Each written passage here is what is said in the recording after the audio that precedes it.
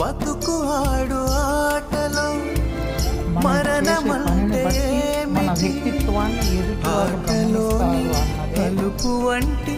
చిన్న మలుపులే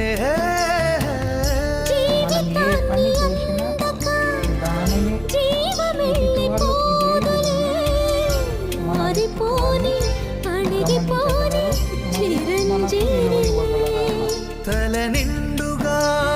శీసులే యముని పాశమే బిగుసుకున్నను